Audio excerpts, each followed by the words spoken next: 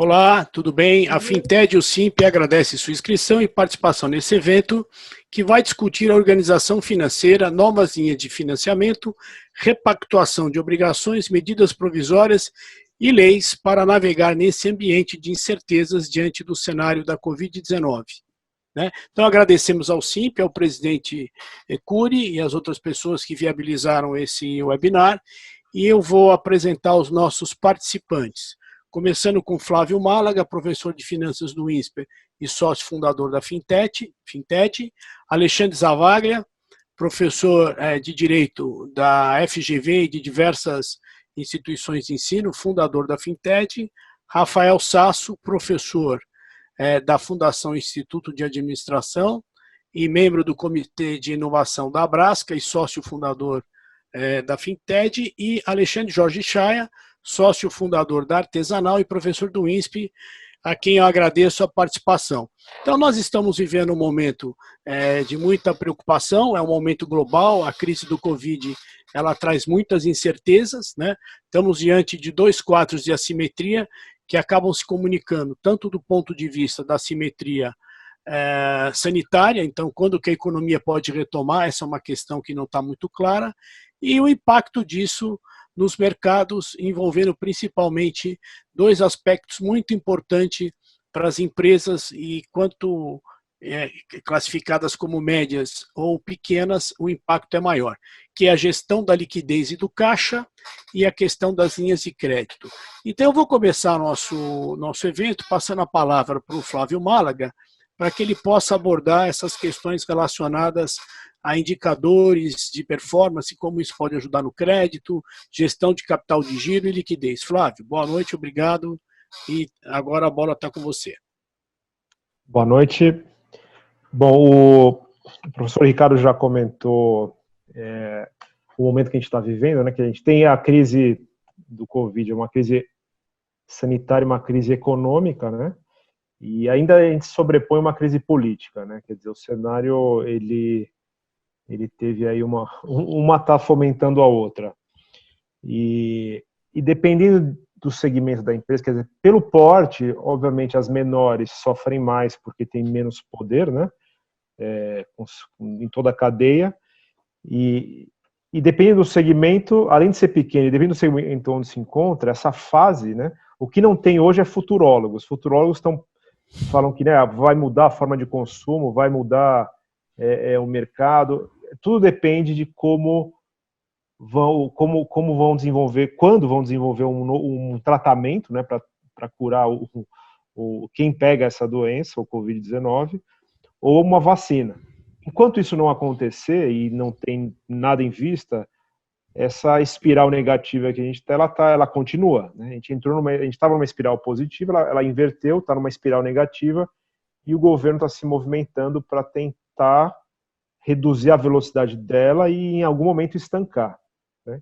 E as empresas estão nesse meio, e as pequenas, as micro pequenas empresas estão aí, que é uma grande fonte empregadora do Brasil, e milhares de empresas são as que estão sofrendo o maior impacto, né? Muitas eram saudáveis e da noite para o dia perderam suas receitas e estão pela primeira vez enfrentando dificuldades.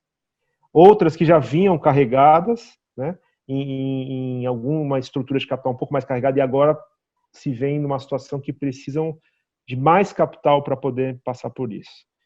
Então, o foco aqui é a gente dar alguns pontos, né, algumas sugestões de como abordar. Então, o primeiro é a gente saber, se está num avião, a primeira coisa é olhar o seu painel, né?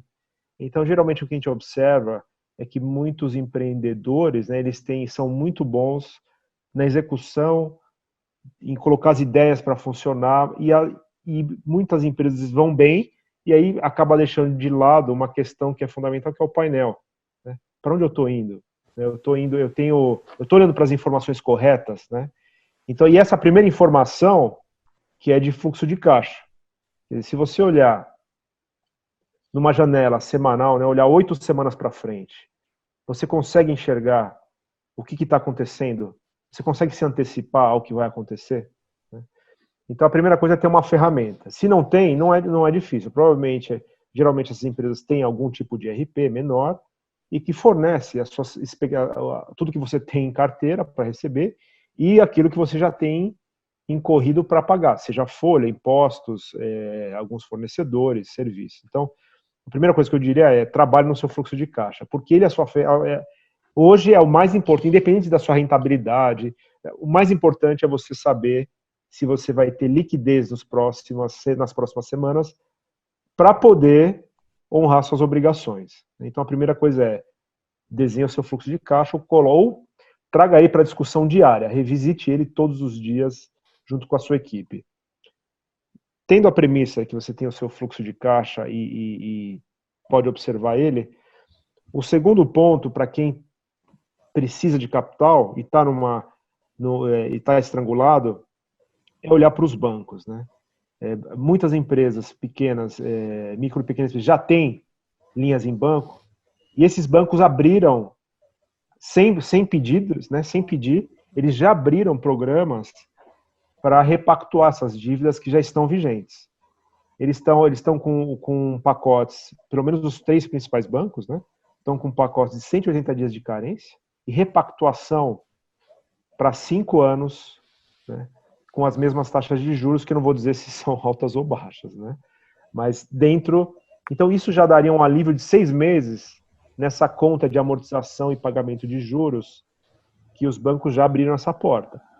Então é um alívio que dá tempo para a empresa utilizar esses recursos para outros fins mais emergenciais, né? Então essa é uma primeira porta para se olhar. O segundo são os programas que o governo abriu, seja na esfera federal ou estadual. O governo federal abriu as linhas para suspensão ou redução da folha de pagamento, pelo menos por 60 dias, né? E o governo estadual abriu a linha Desenvolve São Paulo, que também é uma linha para micro e pequenas empresas.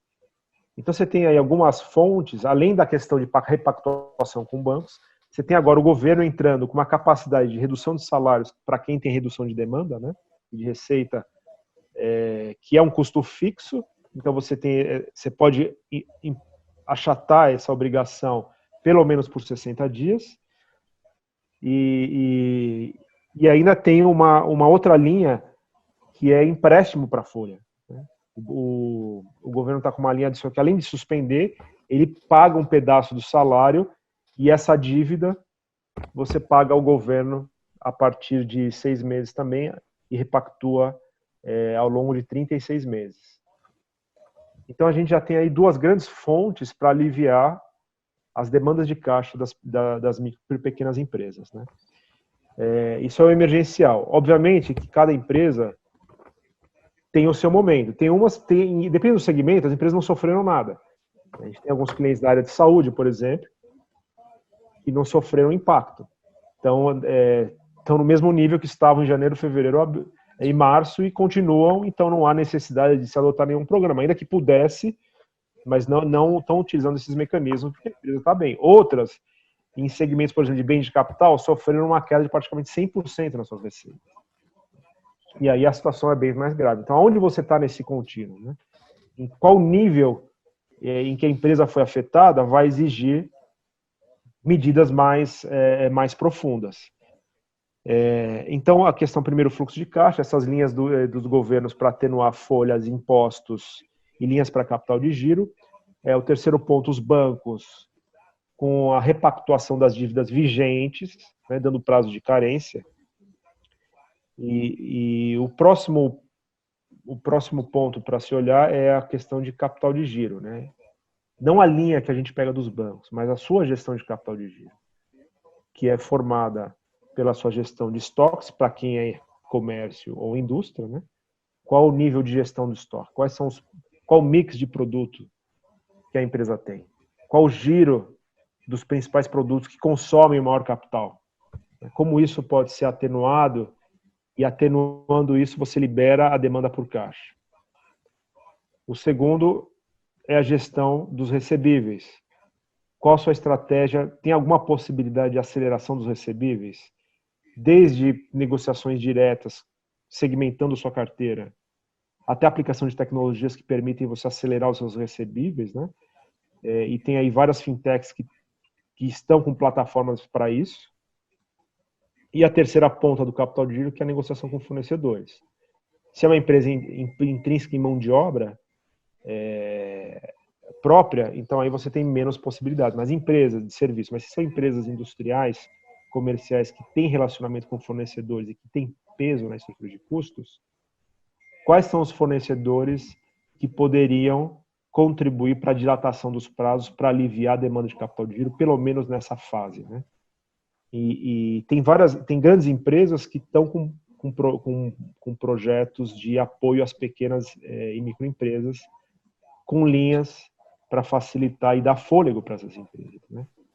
Então, esse tripé do capital de giro, que é estoque, gestão com clientes e gestão com fornecedores, tem que ser olhado, né, de uma forma, os três ao mesmo tempo, para entender o tamanho do seu ciclo financeiro e o quanto você consegue mexer nessas vertentes e aliviar a demanda por caixa da empresa, para o giro, né? Então, o terceiro, e mais um ponto, além dessas questões, mais um ponto que eu queria colocar é a questão das garantias, né? Como eu comentei no início, muitas empresas estão bem, nunca utilizaram linhas bancárias, mas de repente se vem numa condição que do dia para a noite precisa de alguma forma estabelecer relacionamento com bancos, que nunca tinha, só tinha para recebíveis e pagamento de folha. Então, olha para a sua empresa, olha para a sua, eventualmente até para seus bens pessoais, o que tem de garantias. E pode ser uma carteira de recebíveis, pode ser máquinas e equipamentos, terrenos, imóveis, pessoa jurídica ou pessoa física. E essa estrutura de ativos pode contribuir para você conseguir linhas em limites superiores ao que você teria como uma micro ou pequena empresa. E a taxas também mais favoráveis, né? Então, precisa explorar e conhecer essa dinâmica. E obviamente, que muitos empreendedores, o único bem que eles têm é a própria empresa. Mas tem outros, em situação, dependendo do segmento, que enfrentam condições um pouco mais favoráveis e que tem essa flexibilidade financeira.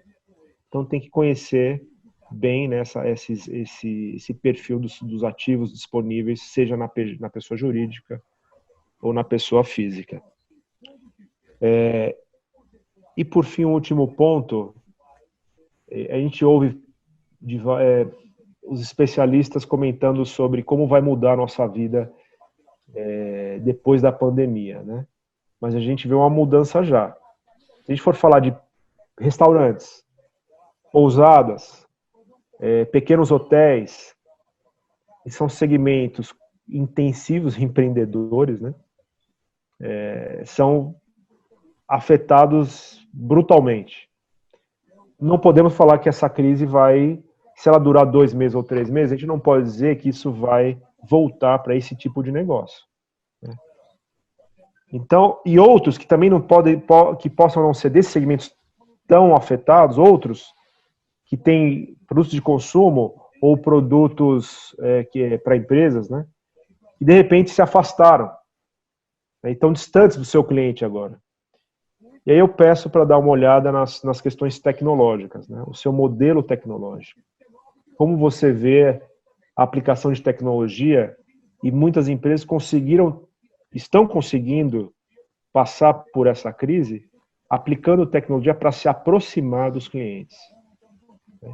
E passando a fazer negócios de formas distintas, que é o que a gente chama da transformação digital, né? Uma das vertentes da transformação digital, quer dizer, você refaz o seu modelo de negócio, ainda que não tenha, né, não seja possível retomar as vendas nos limites como estava antes, porque a economia toda tem muito menos massa monetária agora em circulação, você pode, através da tecnologia, experimentar, né? Experimentar novas formas de se conectar com clientes, criar o bond, né, o attachment para a base de clientes e para a base de fornecedores, o uso de estratégias digitais para atenuar a queda, esse relacionamento que era todo físico, né? E que não vai ser possível no curto prazo. Então essas são algumas das sugestões que eu queria colocar aqui e depois a gente segue aí no debate, tá bom? Ok, Flávio, obrigado. Eu queria pedir para o Rafael Sasso mandar uma mensagem aqui para os empresários. E o Simp, ele tem uma importância muito grande porque ele está no segmento das pequenas e médias, e nós sabemos que é um segmento que surge em empresas todo o período e é um segmento que dá muito emprego, né? Então, professor Rafael, olhando um pouco, e acho que dá para a gente pensar, você que está na Brasca, que congrega grandes corporações, que a realidade é um pouco diferente, mas o problema é o mesmo, né? Então, eu queria que você compartilhasse com os empresários do Brasil inteiro que estão nos acompanhando quais são boas práticas que as grandes estão fazendo e que a gente pode tentar adotar também no segmento de pequenas e médias, e você falasse um pouco, até ampliando a fala final do Flávio, sobre essas questões relacionadas à transformação digital. Bom, primeiramente, boa noite a todos. Eu acho que tudo que a gente está passando, a gente está acabando também, está formando num momento bem interessante. A gente estava discutindo isso lá no grupo da Brasca, nas grandes empresas, exatamente de como essa crise está empurrando a transformação digital, e não deixa de ser diferente para o grupo aqui. Eu acredito que a gente pode transformar essa situação numa oportunidade, né? Nas últimas semanas, a gente teve algumas discussões bem específicas, e foi bem interessante ver grandes companhias com um monte de gente, um monte de áreas diferentes que, por exemplo, não usavam assinatura digital, que ainda tinha papel para cima e para baixo, sendo que hoje isso já está bem difundido, você tem diversos fornecedores, é extremamente barato, até gratuito, dependendo do volume, é você usar as ferramentas de assinatura digital para assinar propostas, novos contratos, etc. Né? E isso está acontecendo nas grandes companhias. Para o nosso público aqui, eu acho que faz todo sentido também procurar, né? Você tem diversos tipos de ferramentas, diversos tipos de barreiras que a gente tem no dia a dia, até da maneira de fazer negócios, já se plugando um pouco do que o Flávio está falando, né? Que a gente pode passar, né? Por exemplo, tem viagens que simplesmente não precisam acontecer. Eu acho que tem um grande paradigma, e aí eu acho que é para toda a sociedade que está acontecendo agora, que as pessoas estão percebendo que você consegue sim resolver muitas coisas de maneira online.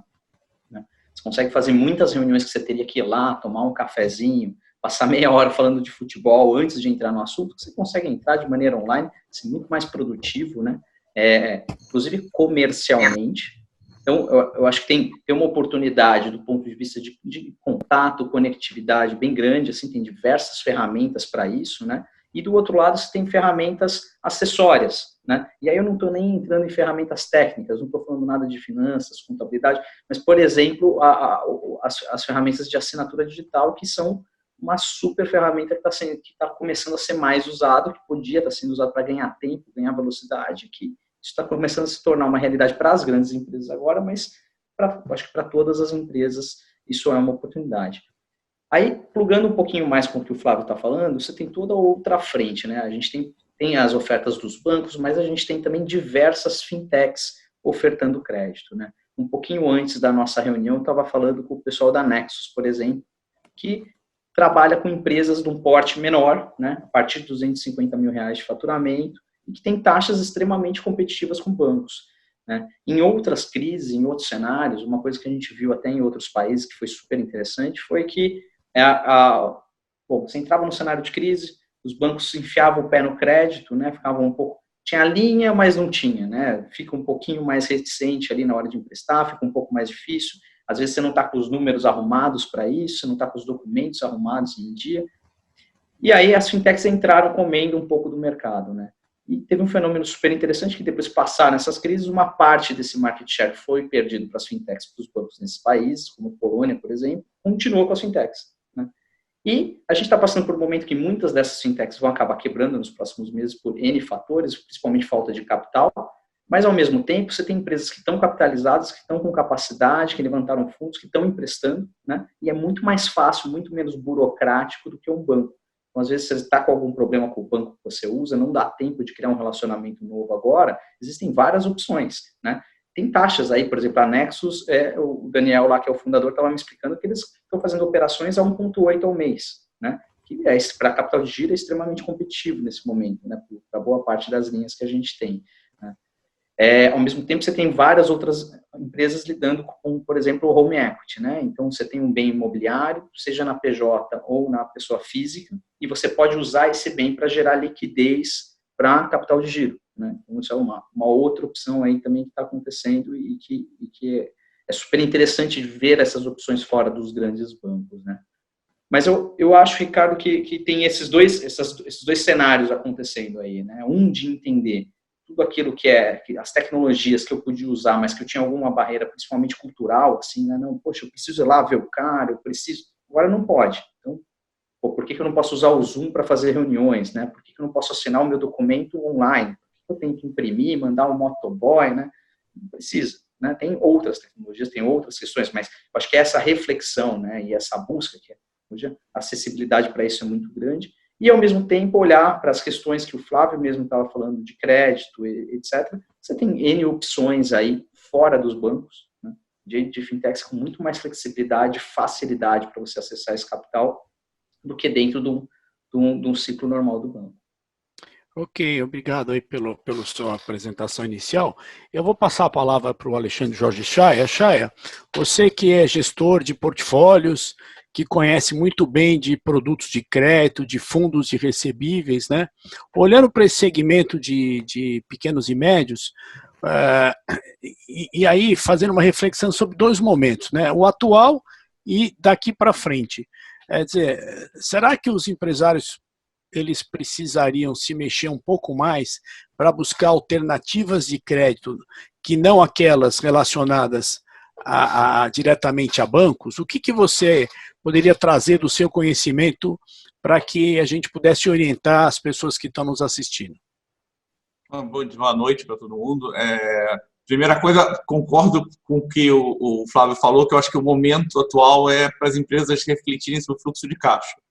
Eu acho que a primeira preocupação que as empresas têm que ter, antes até de ver quanto de linha eu preciso, qual é o capital de giro, qual é meu processo digital de solução, de melhoria da forma de lidar com o cliente, acho que a primeira coisa que ela tem que analisar é realmente se ela vai conseguir sobreviver. E você consegue fazer isso analisando o fluxo de caixa. Então, acho que qualquer empresário... E as crises, elas têm umas vantagens que são interessantes. Nas crises, em geral, quando você está em uma economia crescendo de forma acelerada, como a gente teve muitos anos aí na época do Lula e até um pouquinho antes da Dilma começar a atrasar todo o processo, mas as pessoas se preocupavam um pouco em fazer gestão de caixa, melhoria de processos de gestão e muito mais em crescer, colocar mais gente para dentro. E nas crises, em geral, você tende a melhorar seus processos. Então, acho que o momento atual, dado essa crise de liquidez que o mundo está passando, eu acho que é o momento dos empresários, somente os pequenos, que têm uma gestão de caixa muito mais simples, ou que, em geral, se preocupa muito mais com o fazer o negócio crescer, ou fazer a parte operacional, começar a olhar fluxo de caixa. Então, o primeiro ponto é esse, você tem que analisar se você vai ter fluxo de caixa, qual é a sua capacidade de sustentar esse período, que vai ser um período aí de falta de liquidez, para ver se você consegue sobreviver. E descobrindo, identificando os potenciais problemas que você tem no fluxo de caixa, aí sim ir para as linhas de financiamento, né? Como eu vou conseguir sobreviver e como é que não adianta só sobreviver, não adianta também eu tomar dinheiro, vender meus bens e no final das contas a empresa não dá certo no final. Então você tem que analisar bem se você é uma empresa sustentável, se essa empresa vai voltando nessa nova arquitetura mundial, onde você vai ter um pouco mais de distanciamento das pessoas, até as pessoas realmente voltarem a ter confiança, se a empresa é viável, até para você começar a analisar que tipo de linha você vai estar tomando. E a partir dessa linha decidida, né, você fala assim, a minha empresa é viável, ela tem como melhorar o processo de gestão dela, o próximo passo é como é que eu vou cobrir os gaps que vão aparecer. Parte dos problemas, o próprio mercado já deu, que o Flávio estava contando, que é verdade, os principais bancos privados, eles já começaram a alongar os créditos. Eles chegaram à conclusão, na mesma linha que o governo, que as pessoas não vão ter caixa para liquidar, então é mais fácil fazer a empresa continuar viva.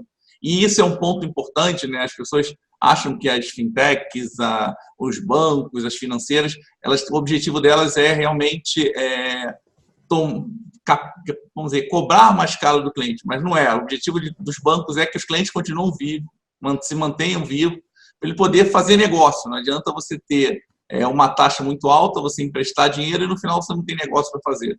Então, os bancos já se perceberam essa situação, o que eles fizeram foi alongar o prazo. O problema é que nessa época, banco em geral tende a ter um grau de aversão muito grande.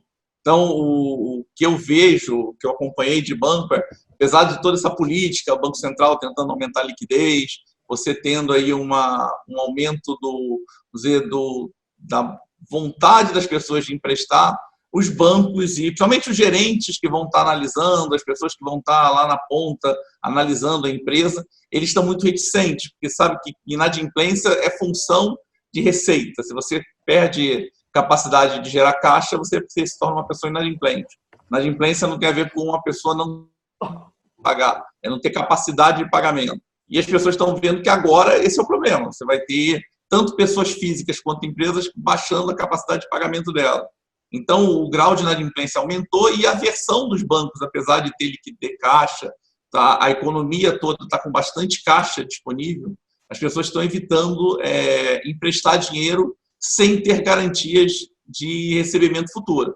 Como é que você garante isso? E aí essa parte de home equity, ou de você ter recebíveis, ou você ter estruturas que não são de crédito direto, crédito adicional, que são linhas de financiamento de capital de giro. Você vai no banco e fala, eu quero tomar lá R$200 mil para pagar em 6 vezes, em 10 vezes, em 12 vezes. Vou achar como é que eu consigo pegar os bens que eu tenho, dado que a empresa é viável, como é que eu consigo transformar elas? E aí as fintechs é um caminho interessante. Eu só não acho que as fintechs elas cresceram, elas surgiram, elas são bem antigas a lógica da fintech, mas ela decolou no Brasil na época pós-Dilma, né, na época do Temer. E é uma época onde a inadimplência está caindo ano após ano. Então, as fintechs ficaram muito agressivas.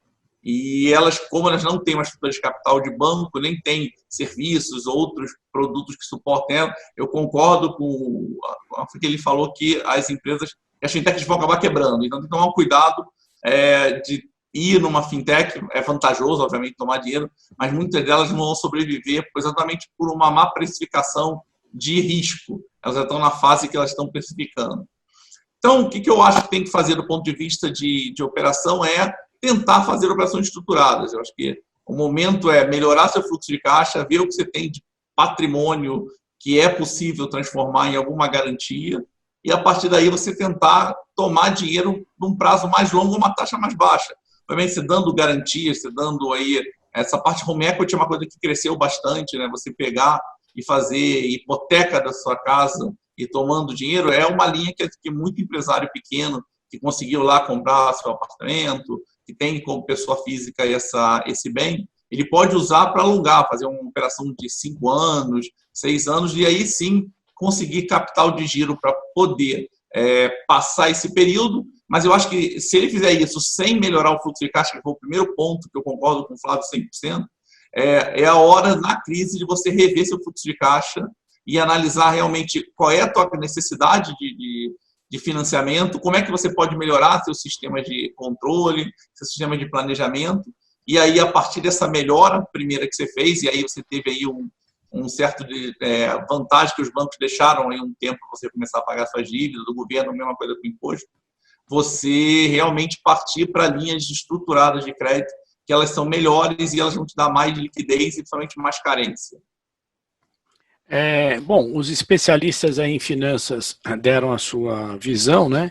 Eu queria também solicitar que as pessoas que estão nos assistindo e aproveitando para agradecê-las, mandem suas perguntas aqui pelo chat, por favor. E aí eu queria passar a palavra para o Alexandre, que ele, como especialista na área legal, pudesse orientar as empresas e os empresários que estão nos assistindo. E todas as decisões que nós tomamos, elas acabam permeando na questão legal. Então, Alexandre, queria que você pudesse conduzir daqui para frente a conversa. Tudo bem, pessoal? Boa tarde. Primeiro, é um grande prazer estar aqui, junto com o Simp, e falando um pouco sobre transformação digital, né?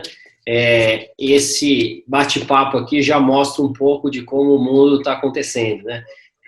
Agradecendo ao presidente Cury a parceria com a FinTech, que é uma escola de finanças, tecnologia e direito, justamente o que a gente tem discutido bastante na escola, trazendo professores que são referências no mercado, quais são, do lado financeiro, esses novos produtos, essas novas oportunidades aí que surgem no mercado financeiro, desde o design, da modelagem de novos produtos, né, financeiros, até a ligação com a tecnologia, que tipo de tecnologia vai ajudar a suportar o pagamento direto, né, essa oferta das fintechs, ou ofertas diretas de crédito pelas empresas que têm caixa e querem ajudar a financiar aí os seus distribuidores ou os seus consumidores de forma direta, né? E o lado do direito, como é que a gente entende a regulação, como é que a gente adota aí procedimentos, inclusive focados em proteção de dados, como é que a gente usa essa questão, né? Nós temos uma lei também que passou aí a vigência para o início do ano, mas que tudo isso que a gente está falando vai ter um impacto também grande. Então, isso mostra aí esse ambiente que nós organizamos tudo aí de forma totalmente online, né? A Nancy, o Oscar e o Paulo aí do lado do Simp, a Sinara e nosso time aqui do lado da FinTech. Como é que a gente vai ter que também aprender com tudo isso que está acontecendo, o que deve mudar e o que não deve, e quanto a gente vai poder, diminuir custo, gerar novas estratégias usando a tecnologia, né, para também, após essa crise, a gente poder melhorar nossos processos, nossa forma de trabalhar. Então, tudo isso, a gente, na área do direito, começou a fazer vários estudos de uso de tecnologia, inteligência artificial, para entender, né, processos, lendo milhares de problemas judiciais aí no Brasil todo, das mais diferentes áreas, mas o que a gente vê é justamente um fenômeno mundial chamado data-driven, né, que é tomada de decisão a partir de dados. Obviamente que o mercado financeiro é muito mais avançado, né, e já tem essa postura, mas os demais setores da economia estão começando a entender um pouco melhor essa questão, né, a partir de agora, que é muito ligado também à cultura de organização da informação. Então, o Flávio falou que todas as empresas têm seu RP, mas às vezes esse sistema até está muito focado nos pagamentos, etc., mas ele podia ter uma diversidade de outras informações, né, para ajudar a tomar decisão. Então, naturalmente, a gente tem lá 20 campos no sistema, a gente só preenche 10, e desses 10, né, a gente põe São Paulo, S. Paulo, SP. Então, toda essa questão de como é que a gente entende a importância do dado, né, e isso é uma questão cultural, não é só tecnologia, pode nos ajudar na tomada de decisão. Então, eu vou dar um exemplo aqui, que é o que a gente tem acompanhado bastante aí nos mercados, né? E agora até é um momento muito relevante para a indústria, se relacionar com os seus distribuidores, seus parceiros de venda, e até entender o comportamento dos consumidores. Então, veja só, se a gente consegue enxergar, né, do nosso distribuidor, quais são os produtos que ele está mais vendendo? Então, obviamente, né, um exemplo claro de a gente ver agora é álcool gel e máscara, por exemplo, né? Então, o nosso distribuidor, que pode ser uma farmácia, por exemplo, ou qualquer outro distribuidor, se a gente entender dele, é lógico que esse é um caso clássico que é fácil de todo mundo olhar, porque está todo dia na mídia, mas vamos aplicar isso nos nossos negócios, né? Se a gente tiver um contato direto com esses distribuidores, entender realmente o que as pessoas estão precisando, o que elas estão usando, né? Que tipo de produto elas estão mais comprando, a gente pode entender qual é a tendência, né, de venda nesse mês, no próximo e no outro, para a gente talvez focar a produção naqueles produtos e não mais em outros, né? Vocês verem que eu não sei se ia ser votado hoje, se ia ser editado uma medida provisória justamente para permitir a troca de funcionários entre empresas, né? Não sei se isso vai funcionar, se vai ser efetivamente editado, mas essa é a discussão hoje aí nos jornais, né? Justamente para entender. Uma empresa está precisando teve uma explosão de procura por uma determinada linha de produção e ela não tem funcionários o bastante para isso, e a outra indústria está com os funcionários lá parados, inclusive não tem como pagar o salário. Como é que efetivamente em 2, 3 meses essa indústria pode se utilizar dos funcionários do outro para essa produção. Então, tudo isso mostra que se a gente tiver um olhar para o dado, se a gente puder ter um contato direto com esses distribuidores e ajudar esses distribuidores a entender o comportamento dos seus clientes, né, a gente pode ter um ganho muito grande, além de toda essa questão financeira e administrativa que foi falado aqui, para a gente poder direcionar as nossas ações. Então, apesar de a gente ter um olhar disso no jurídico, isso funciona para todos os setores, né? Então, esse olhar no cliente aí é importante. E no lado jurídico também, a gente tem acompanhado, nós estamos fazendo um estudo, né, pela Finted, né, a gente tem um laboratório, vai ser publicado na quinta-feira, quantos processos judiciais a gente já tem no Brasil, de alguma forma relacionados à pandemia, né? Então, eu não posso ainda falar o dado, mas são algumas centenas de milhões já de processos no Brasil inteiro. São Paulo, Minas, Rio Grande do Sul são os estados que já têm o maior número de processos, Minas também, processos coletivos, individuais. Então, a gente também olhar esses indicadores de mercado que vão começar a sair aí relacionados ao direito, para entender também, né, quais são os valores de processo, se vale a pena, obviamente, né, a gente tem uma preocupação muito grande com as pessoas e tal, mas a gente tem que fazer essa conta, né, do risco no tempo, do que a gente não vai produzir versus também o potencial de risco de processos judiciais para poder fazer a conta. Então, ou seja, em última linha, né, o mundo está caminhando para analisar o seu plano de ação baseado em dados. Então, como é que a gente, né, integra dados administrativos, financeiros, dados dos distribuidores dos clientes, dados do jurídico, e isso compõe, né, uma gama de informações capazes de alimentar esse mapa de risco e que vai nos orientar um plano de ação. Então, é isso que a gente tem feito bastante aí na Finted, como é que a gente cria esse ambiente multidisciplinar, que é uma outra tendência do mundo moderno, como é que a gente traz essas pessoas das diferentes áreas para ter essa visão, né? E entender de tudo isso que a gente está aprendendo, o que fica. Como o Rafael também colocou, a questão do contrato aí ser assinado por uma via digital. São coisas que, obviamente, nós estamos usando agora, né, de forma obrigada, a maioria das pessoas que não estavam se utilizando desses expedientes, mas é algo que pode ficar no tempo, né? Essas reuniões que a gente sempre fez presencial, porque também parecia até, né, que era uma questão de mostrar o nosso cuidado aí com outra pessoa, de ir pessoalmente, mas às vezes em São Paulo, por exemplo, você gasta 1 hora para chegar numa reunião de 20 minutos e 1 hora para voltar. Então tem certas coisas que não fazem sentido e que agora a gente vai perceber que as coisas não precisam ser assim, que é tão relevante, né, quanto a gente está presencialmente, uma conversa como essa que nós estamos tendo. Então, qual é o legado daquilo que, obviamente, né, vai voltar ao normal, mas o que disso a gente pode aprender para no futuro também desenvolver todas essas questões, porque quando a gente fala de tecnologia, tudo isso é um processo, né? Tudo é projeto. Nós temos que entender que demora 6 meses, 1 ano, 2 anos para ter todo essa quantidade de tecnologia, de cultura, de entendimento de como usar essas ferramentas. Então, o que a gente precisa é começar, pensar pequeno, começar a organizar os dados, as informações, ter pequenos ganhos, mas entender que cada vez mais a tecnologia e como é que as empresas vão se relacionar, o que vão produzir, qual o estoque necessário, olhando para os clientes e principalmente, né, tendo mais acesso e mais informações e novos produtos no mercado financeiro para poder navegar aí nesse ambiente de grande dificuldade que a gente está passando. Estão chegando algumas questões aqui, eu solicito que as pessoas que estão nos acompanhando enviem as questões. Eu vou direcionar uma para o Chaya e na sequência uma para o Alexandre. Então, Chaya, olhando o universo das pequenas e médias, é possível as empresas se organizarem e pensarem num fundo de recebíveis? Possível fala um fundo de recebíveis de multi-empresas, você está falando? Então, na verdade, eu estava conversando com o pessoal da Associação de Fintechs até sobre isso, que eles vieram com uma proposta meio de criar um fundo que pudesse suportar várias empresas, várias fintechs juntas, que o problema das fintechs são de capital, e como é que elas poderiam estar colocadas todas juntas e isso gerar aí um fundo de recebível.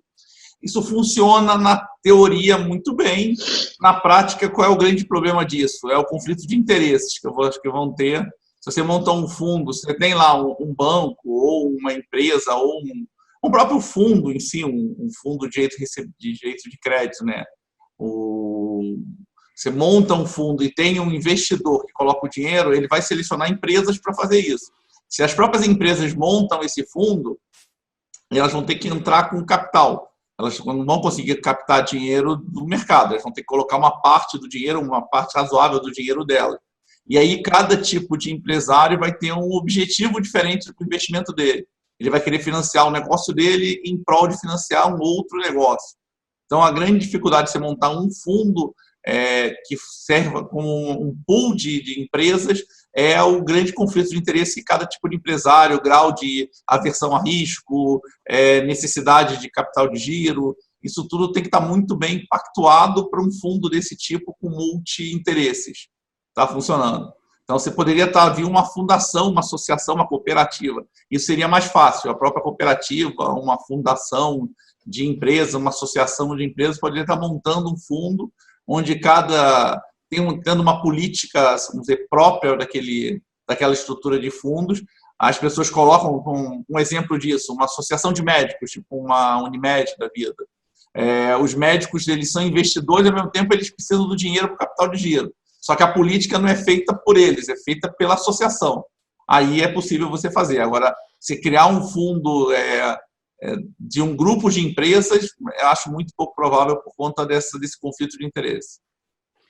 Obrigado aí pelas considerações. Alexandre, chegou uma questão aqui do Dani, que o Dani foi aluno meu e do Chaya, e aí não vou falar quando, Chaya, senão denuncia. Deixa eu falar, né? Mas ele está sempre nos prestigiando, aí eu agradeço. Ele faz o seguinte comentário, Alexandre, essa é para você, que é a questão jurídica, né? Então ele colocou aqui, é interessante comentar o judiciário liberando recebíveis, por exemplo, domicílio de cartão de crédito que eram dados como garantia em operações com os bancos, inclusive nas operações conhecidas como fumaça, né? Fluxos futuros de venda. Então, essa acho que você é a pessoa mais adequada para comentar, Alexandre. Agradeço aí. Eu acho assim, normalmente, né, para a gente discutir, por exemplo, uma ação de execução, a gente precisava dar em garantia, né, ou um bem da companhia, não sei se eu entendi bem a pergunta nesse sentido, mas imagino que sim, ou um bem da companhia, ou um recebível, né, ou efetivamente fazer um depósito em dinheiro. Isso, obviamente, é um ônus grande para a empresa, né, porque você tem que disponibilizar aquele bem que vai ficar ali à disposição do processo anos, dinheiro nem se fala, né, e eventualmente até uma penhora em cima da conta. E, especialmente o movimento que começou pela Justiça Trabalhista, né, de permitir, primeiro, que depósitos futuros, né, ao invés de ser feito em dinheiro ou em determinada garantia, que seja possível utilizar um seguro garantia, né? Então, aquilo que, por exemplo, você precisava lá depositar 1 milhão, um valor aí desse seguro corresponde a 1 a 3% do valor que você deveria depositar. Então, primeiro, né, daqui para frente é uma primeira coisa que todos os empresários têm que olhar, porque você pensar só um recurso trabalhista custa mais ou menos R$10 mil, certo? Então, dependendo do volume que você tiver de novos recursos trabalhistas por mês, você, ao invés de depositar os R$10 mil, você vai depositar 1 a 3% desse valor.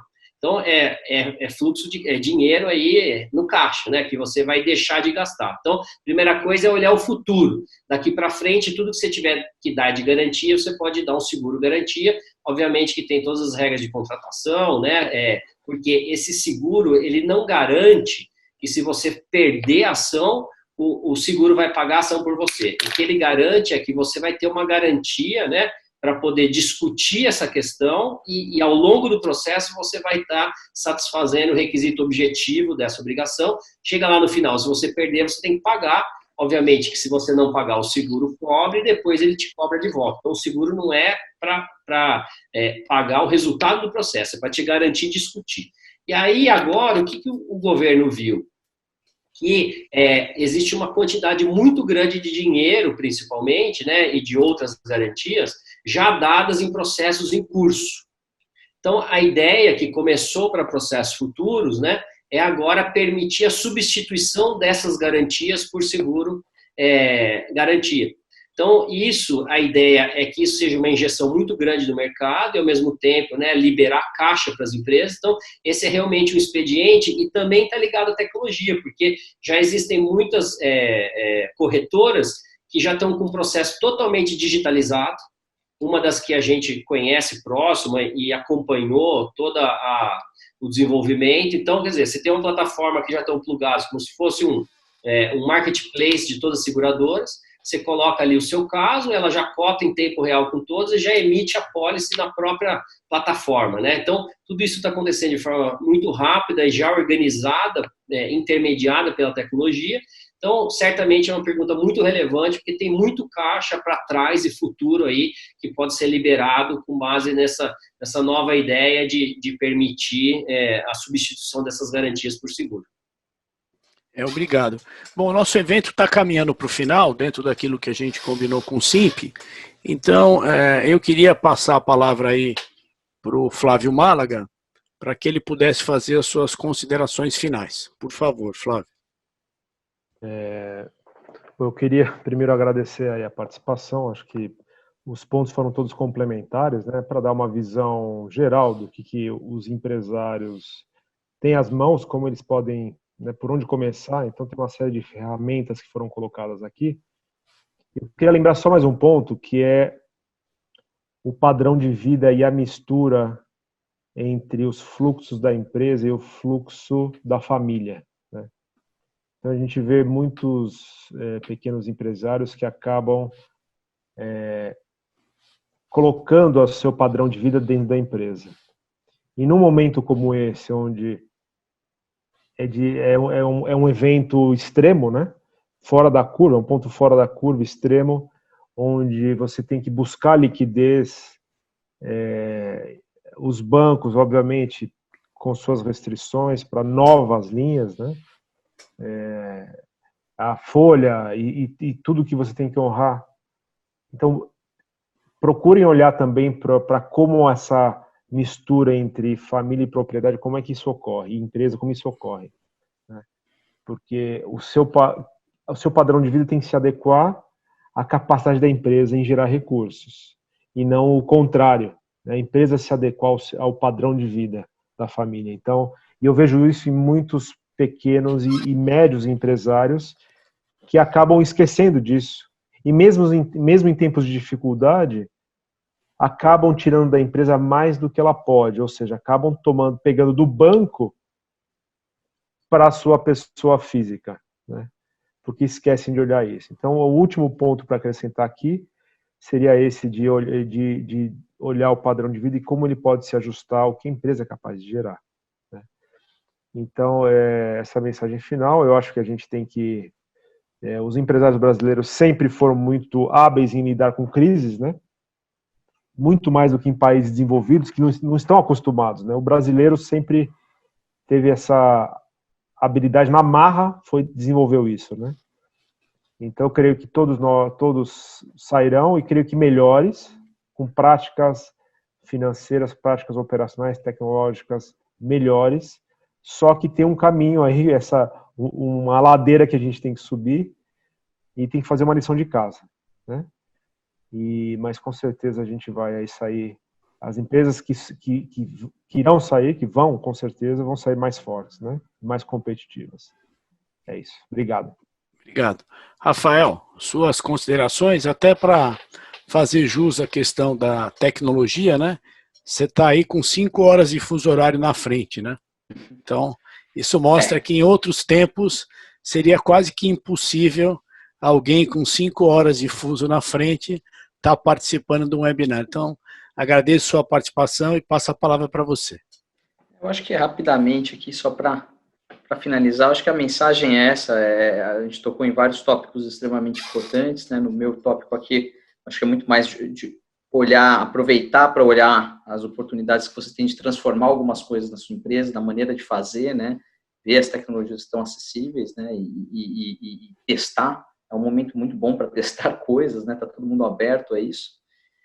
E, óbvio, também olhar para as oportunidades aí ligadas ao crédito, né? Acho que é isso, Ricardo. Obrigado. Obrigado. Chaya, você que é o nosso grande professor aí de crédito e de gestão de portfólios. Não, na verdade, o que a gente precisa nesse período de maior crise é exatamente rever fluxo de caixa. Até um pouco voltando às observações muito boas do Flávio, acho que tem que tomar cuidado exatamente analisar o fluxo de caixa da empresa, mas também analisar o fluxo de caixa de cada família, né? Então, em geral, as famílias acabam misturando, ainda mais nos pequenos negócios, acabam misturando o fluxo de caixa da empresa, o fluxo de caixa da pessoa, e com isso você acaba mantendo o teu padrão de gasto e usando o dinheiro da empresa. Por isso que é importante, como o Alexandre colocou, você tem que trabalhar os dados são um ponto mais importante, e eu acho que a vantagem da crise é exatamente você poder evoluir com ela. Então, acho que é o momento das empresas elas pararem, reanalisarem todo o fluxo de caixa, estruturarem o fluxo de caixa de forma correta e, principalmente, planejar como é que eu vou passar por esse período com vamos dizer, a menor sequela possível em termos de redução de tamanho, trabalhando dados, clientes, planejamentos corretos. Então, acho que o mais importante é isso. E se você fizer, e esse é outro ponto importante, quando a gente discute em livro-texto que as taxas de capital de empréstimo é menor, ele é menor quando as empresas têm dados para oferecer. Então, quanto mais organizada, mais estruturada é uma empresa, mais fácil para o banco, para a financeira, para os fundos de crédito, para os FDICs, para as fintechs, elas oferecerem crédito para essas empresas, porque elas vão ter os dados muito mais transparentes e muito mais organizados. Quanto menos dados você tem em termos de transparência, mais fácil a instituição financeira recusar o teu crédito. Então, trabalhar a base de dados, trabalhar a informação para poder tomar dinheiro mais barato. Obrigado pela participação. E, Alexandre, você encerra o nosso evento aí, e aí depois você me devolve a palavra que eu faço uma mensagem final.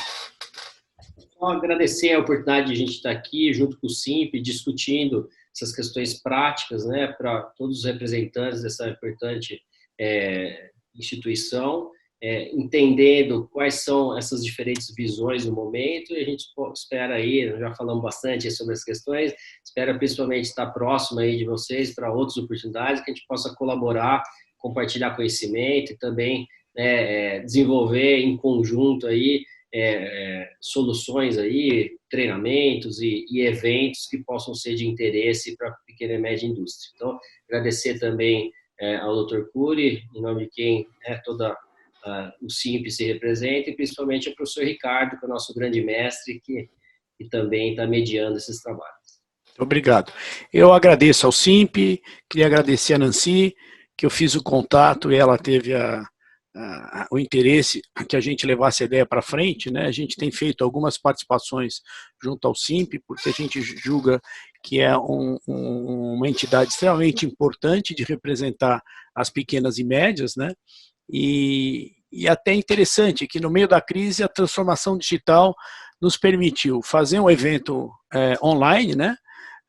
Uma live, como o pessoal diz, alguns participaram, e simultaneamente a gente poder gravar e disponibilizar para todos aqueles que por qualquer razão não puderam estar conosco aqui.